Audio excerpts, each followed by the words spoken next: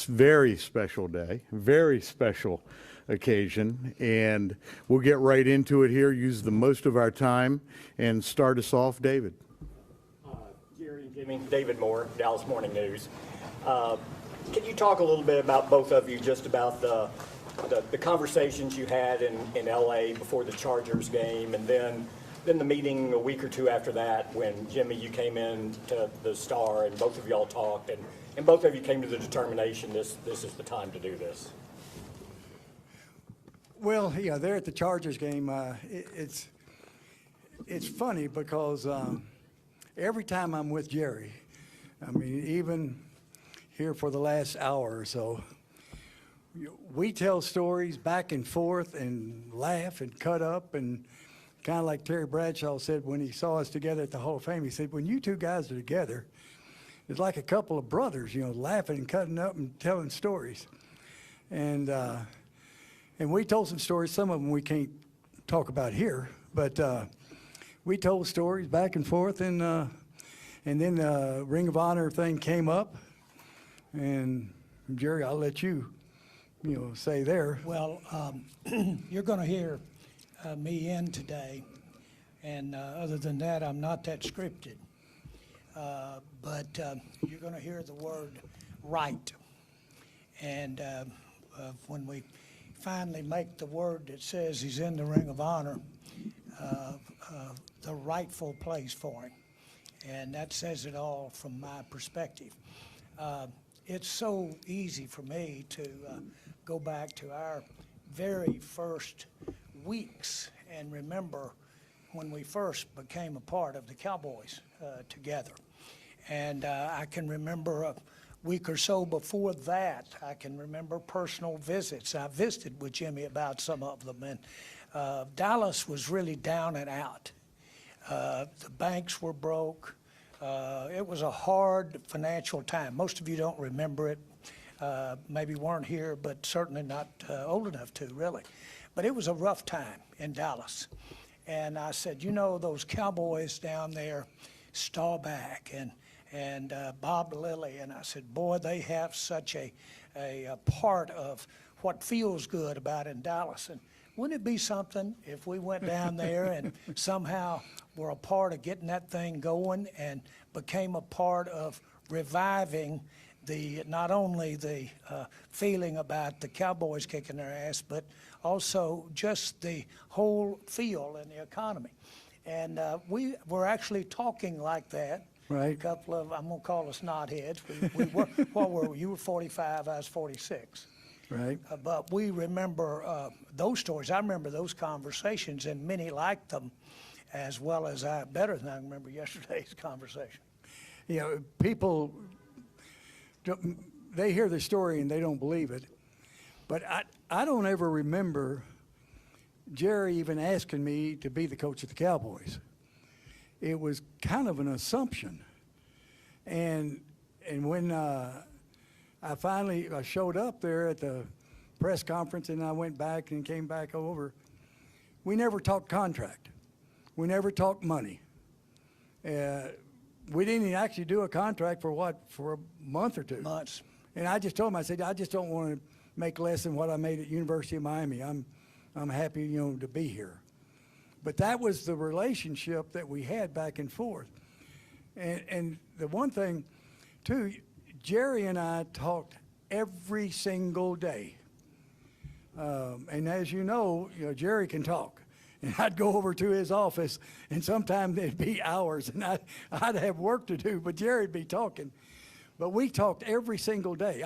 I think maybe we talked so much because when you're 1 in 15, you don't have a whole lot of friends.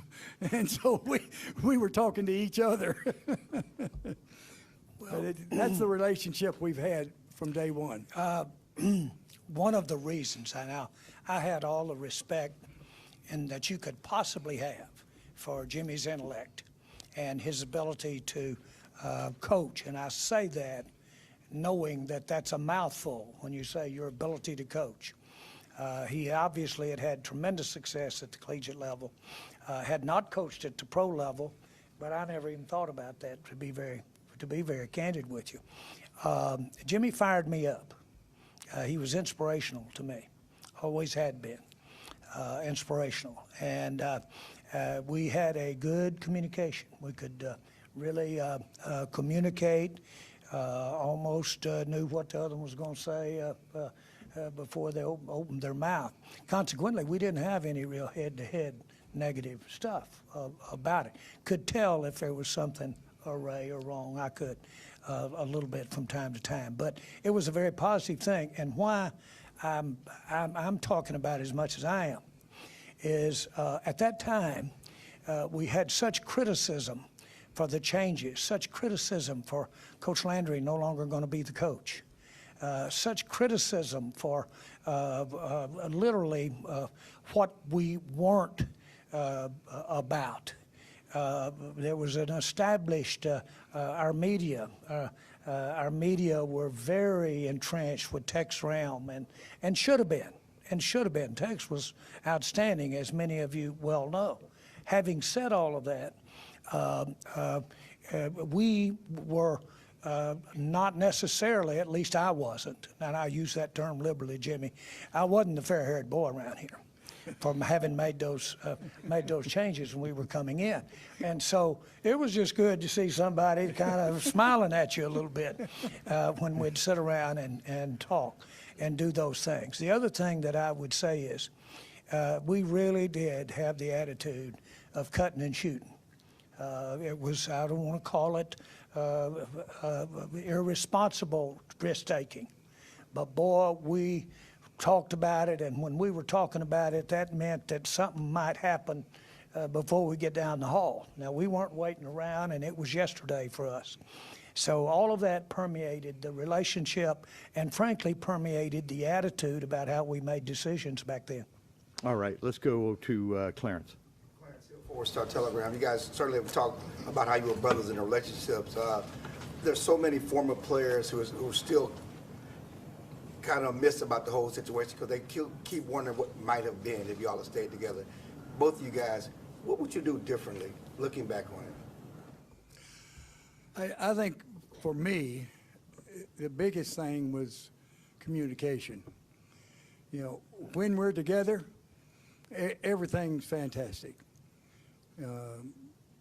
I think maybe the fourth or maybe the fifth year, we kind of got apart a little bit where we didn't talk every single day.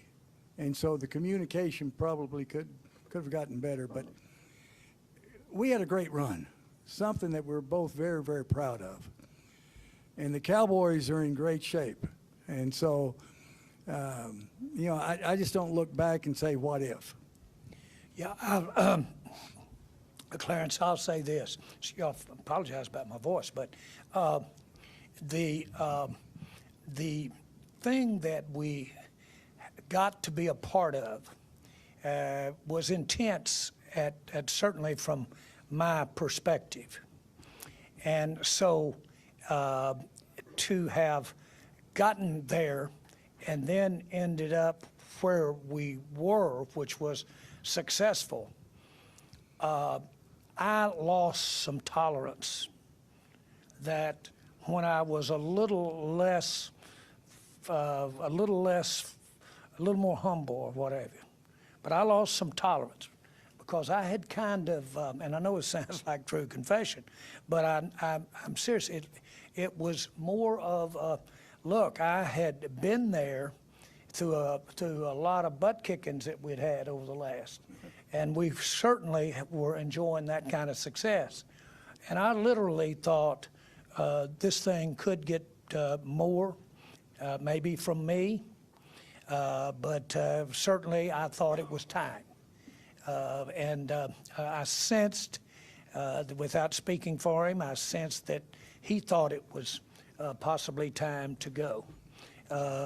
What we were going to do going forward, I didn't give that. Really didn't give it that kind of thought that you might think I would have. I went over to see my mother and daddy the night before we met, and I met them in Hot Springs, Arkansas. First time Mother had ever been out with me and Dad when we were having a few drinks. And that was rare because we enjoyed talking to each other and spelling it out. And I was sharing with him my feelings. Is it me? Is it me? And he asked me, and Mama too said, don't you think you could get this thing right and maybe go another year or two? And I basically introspectively said, what Jimmy brings is a lot of the best of me, enthusiasm and what have you. When it's going the other way, I don't like myself. I really don't. And it's taken away. It's taken away from it. So that mentality probably caused me to not be as tolerant as maybe we could have gone. Now, the other issue, though, was, and I'm not speaking for him, he had a lot to say about it, too, to say the least. Sometimes I'm kind of like a gypsy. I'd never been anywhere more than 5 years. And so, I got to the point after winning a couple of Super Bowls, almost to the point of saying, hey, I've accomplished what I wanted to accomplish. And so sometimes you lose sight of what you can do because of what you've already done. But the one thing, and let me just throw this in, and Jerry and I were visiting earlier on. I think something that we're both very proud of is when we first came to the Cowboys, there was no holds barred. I mean, it was no rules. Just because the NFL did it a certain way, we didn't have to do it that way. I go out there and, I ask our strength coach, Bob Ward, I said, where's our players? And he said, well, it's cold here. And, our players, they don't come around in the off season. And I said, come around in the off season, my ass. I said, they're going to be here every day. We got training camp and we got to lift weights. And I said, where's our weight room? There's an old, cyclone fence out there. And he said, you can't lift weights here. It's too cold in Dallas. And I go to Jerry. I said, Jerry, we got to build us a weight room. We got to get those players. And so we started working those players out year round. And I forgot who the media was, but they said, man, these guys are crazy. Those players will be worn slap out by the time they get to December. But we didn't know any different, and we just thought this was the way we did it. And Jerry and I talked about it. Hey, here's the way we're going to go. Everybody said, well, in the NFL, you take the best player available. And so Jerry and I talked about it, and I said, Jerry, what if we don't like that player? What do we do? But it was kind of that atmosphere that we had between the two of us that we weren't going to play with scared money. We were going to take chances, and we were going to do things that we believed were right, regardless what the NFL did. And I think that's one reason why we were able to jumpstart that thing. I'd heard a lot of my life that you take two people back to back, and if they're really back to back, and they're thinking just alike, and they're really moving in unison and sync, they can move a mountain. Now, I don't know what happens if you get 3 or 4, but two people are bad to the bone. Now, really working together in sync. A lot of great things can happen there with that. There was no question that I had complete trust in Jimmy's opinion. A lot of this stuff is not hard, tangible we're talking about here. A lot of this stuff is based upon, do we think it will go? I know, Jimmy, I do want to point this out, but it was a protective thing. Jimmy would come back and check if I was in a tough meeting, and he'd say, how you doing? Are you okay? I know you've had a bad day with it. When Jimmy did his contract, we did it 10 years, and I thought, well, you're going to be here 27, Tom Landry was. And so, but anyway, the Cowboys signed it. Well, the Cowboys weren't worth the paper it was written on. They had, I bought part of them from the government. They had been foreclosed on. So their signature was not any good. And so when Jimmy finally, we got around to doing his contract, Cowboys signed it, and then I reached over, and nobody said anything, and I just personally guaranteed it. And I said, at least you can come get me and Gene if this thing doesn't work, and they're out. And look how things turned out. Yes.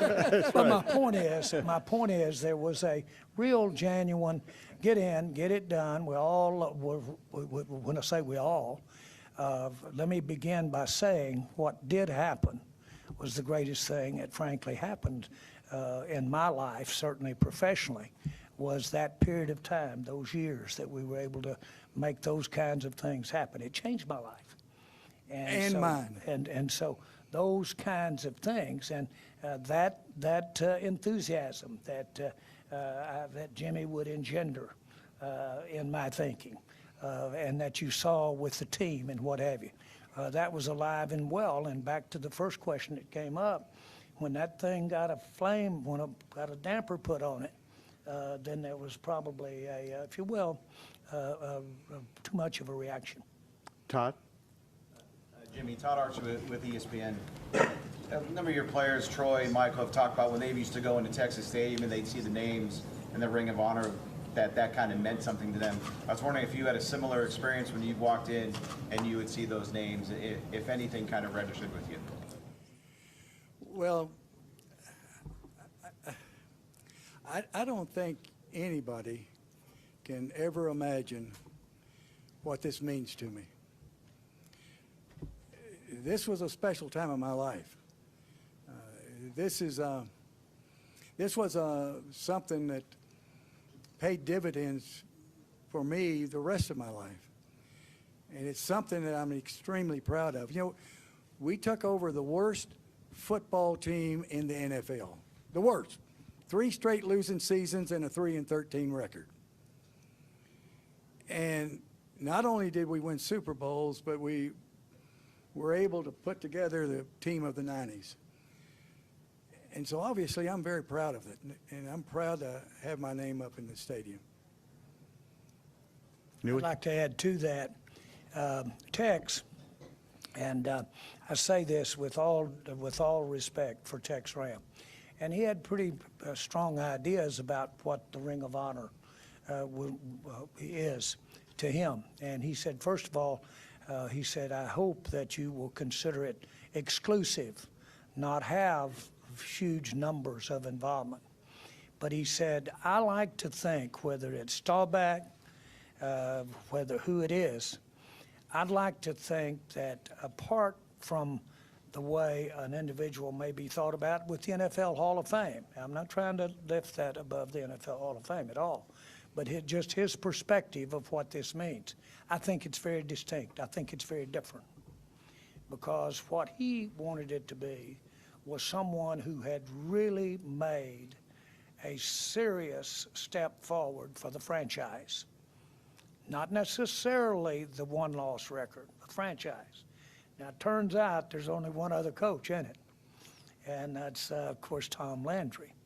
And there's actually only a total of 3 there today that aren't players. That'll change here in just a little bit. But the point is, Jimmy is that, and he did make that kind of difference. And for the franchise, obviously a great coach and a great manager of the team. And so all of that is, I think, is reflected in a lot of ways with the NFL Hall of Fame.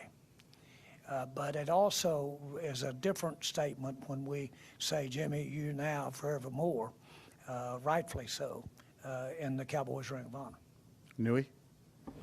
Newey Scruggs, NBC5 Dallas. Jerry, you're the decider when it comes to the Ring of Honor.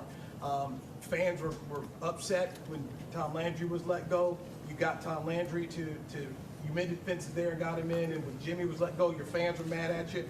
Any message for them now that you've been able to get both men into the Cowboys Ring of Honor now and mend the fence? Yeah, I'd take deference to I put them in the Ring of Honor. I get it. And it ultimately has to, the way it's structured is has to, okay. But they made themselves into the Ring of Honor. Coach Landry went into the Ring of Honor long before Jerry Jones. And so the Ring of Honor are made up of people who put themselves in the Ring of Honor. And in doing so, they lifted the Cowboys to a level that it wasn't or wouldn't have been had they not come along. And that's why Jimmy's going in. Shereen? Shereen Williams, NBC Sports Pro Football Talk. Jerry, there's only one Hall of Famer now not in the Ring of Honor. That's you. When do you put yourself in? Well, when he gets to where he can lift something around here. Seriously, obviously, that enjoys a certain uncomfortableness on my part from that standpoint. I want to differentiate, though, seriously. Again, the difference in the NFL Hall of Fame and the Dallas Cowboy Ring of Honor. And so I don't have an answer for that question there. And I'm not so sure that, candidly, and I know this is whatever you think of it, but I'm not so sure we'll go there with this selector. Well, just like when they asked me on the recommendation you going into the Pro Football Hall of Fame, I'll be the first one to say that you need to be in the Ring of Honor. Well, Jarrett? Jared Bell, USA Today. Considering that it took so long for this day to happen, and as Newey alluded to, the fans asking about it. Jerry, this is for you. Psychologically speaking, how difficult was it for you to give Jimmy credit? well, number one, Can I they just- interrupt yeah, on here, yeah. Jerry? Yeah. I think we're past on who gets credit. The two of us working together made history. And when I say working together, just like I told you earlier on, we talked every single day. And I don't ever recall, ever, us having a difference of opinion. I can't ever remember an argument. We were always on the same page. And so the credit needs to go to a lot of people. Jerry, Jimmy, a bunch of assistant coaches, some great players. Yeah, some of them weren't that great when we were 1-15, but they were pretty fantastic when we held up that trophy. So a lot of people take credit. But let me also answer this, Jimmy. This didn't have to happen. It happened because it was the right thing to do. And that's not a difficulty of credit. It's just the right thing to do. Now you say, why has it lasted so long? As it turns out, when you go in, that means you were there all along in that sense. And so I will agree with you. I will agree that somebody could have said, Jerry, shouldn't Jimmy have been in 15 years ago, 20 years ago? And you can say whatever you want to about my human reactions or frailties along that spot. I say this today, he's there because it's the right thing to do. He was always going in the Ring of Honor, whether I put him in or one of my kids put him in. Michael? Michael Gelkin, Dallas Morning News. If I could direct you guys to the photo on the wall there, the very early press conference. That's a long time ago, and you guys go back even farther in terms of your time at Arkansas. When you see images like that and you think back to how long this relationship dates, what are you most appreciative and what times, I suppose, most come to mind about what you cherish most? Well, I'll start that, Jimmy, by saying that I had mentioned that I stood on the bench to try to get Coach Brawls to make him the head coach at Arkansas. And then I really stood on the bench and pushed any way I knew how to push for him to be the head coach at Oklahoma State. Right. I was always wanting him to be the head coach, wherever. And so when the opportunity or the challenge or whatever of the Dallas Cowboys came along, it was a natural. I remember when I called Jimmy and he said, Jerry, I don't care if it's selling insurance or if it's plowing. I've always wanted to be on the team with you. Right. Just figure me in, if you will. And so the point is, it was a natural thing to do. This is a very natural thing to do, that we're sitting up here. Whatever I thought you were, worth 5 Heisman trophies, whatever I thought you were, and we'd been good enough friends that I knew some of what he wasn't, okay? But whatever that I thought you were, you over-delivered. Well, thank you. And that first press conference, that picture up there, he's still in charge of the socks and the jocks. But that press conference there, I felt like we were going into a hornet's nest, and we were. And, you know, I just wanted to give out a message, just be patient with us, give us a chance, because confidence has never been lacking with Jerry or myself. Both of us felt like we were going to get the job done if people would just be patient with us. I will say this, there was a nice long list that had pointed out how we were going to bust our ass. A big, long list of them, and had a lot of reasons why we were going to at the time. And if you recall, football was kind of sliding a little bit at that particular time. Even here in Dallas, the Mavericks were hot. Cowboys a little slow moving when they looked at it like that. They were talking about reducing TV contracts. This was no silk purse. But I will tell you right now, to get involved with it, I wanted to be with someone that I had confidence in, that was extraordinarily talented, that I believed in, and that's why Jimmy deserves to be in the Ring of Honor. You over-delivered. Ed? Ed Werder, ESPN. Jimmy, I'd like you to expound on the significance of this achievement to you in such a short amount of time. When you walk out there tonight, there's going to be two coaches in the 60-year history of the Cowboys who have their names on that facade. You've been acknowledged by the Hall of Fame, but to now be acknowledged by the franchise where you accomplished this, and by the owner and your partner you did it with, what is the significance of that to you? I think the significance has a little bit to do with the players. You know, we got some players back in '89, and we struggled. And those players got better and better and better. And we were able to accomplish something that most people didn't think that we could ever accomplish. And we did it in a short amount of time. But would you rather coach for 20 years and win a couple of playoff games, or coach for 5 and win a couple of Super Bowls? Like I said before, I don't think anybody can imagine how I feel. I'm proud. I'm proud of what we were able to accomplish. And when I say we, Jerry and I and everybody around here, I mean, our entire organization, everybody was pulling together. And you get that many people pulling together, you can accomplish a lot of things. And like I said, I'm just proud to be there. And we'll wrap it up with Mac.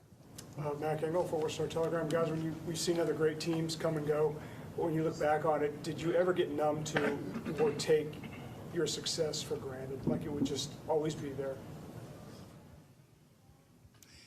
Well, it's, you know, like I said, we've never lacked on confidence. There was never a doubt in our mind. I remember when I was at Oklahoma State, and I hate to make it personal, but I'll do it anyway. When I was at Oklahoma State, I had my crew, you know, Wanstead, Wise, you know, Butch Davis, all those guys. We were at Ancestor Restaurant. I said, guys, I know it's pretty ugly right now, but hang with me. We're going to win a national championship. And so we ended up winning a national championship at Miami, our crew.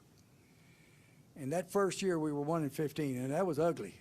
I mean, and everybody doubted us. You know, an oil man from Arkansas and a college coach that didn't know what the hell he was doing. And they were ripping us on a regular basis. But we went over to a little restaurant not too far from Valley Ranch. And I said, guys, I told you we're going to win the national championship. I said, there's no doubt in my mind we're going to win us a Super Bowl. Just be patient. You know, we're on the right track. And so I think, yeah, you know, a lot of people dream. We never really dreamed. You know, we truly believed that we were going to get it done. And I think Jerry has that same feeling, or else he wouldn't have bought the Cowboys. He believed that he was going to be successful, regardless what the financial situation was. He had that kind of belief. And our guys, not only, and it all trickles down. Jerry, myself, the assistant coaches, the players, you know, by that second year, hey, we would have made the playoffs the second year. We're going from 1-15 to could have made the playoffs if Troy doesn't hurt his shoulder against Philadelphia. And then we make the playoffs. Then we win a couple of Super Bowl. Every player, every coach, everybody in the organization were on the same page. We truly did believe we were going to win us the Super Bowl. All righty, that'll conclude things. Thanks, everybody, for coming again, and thank you, Jimmy and Jerry.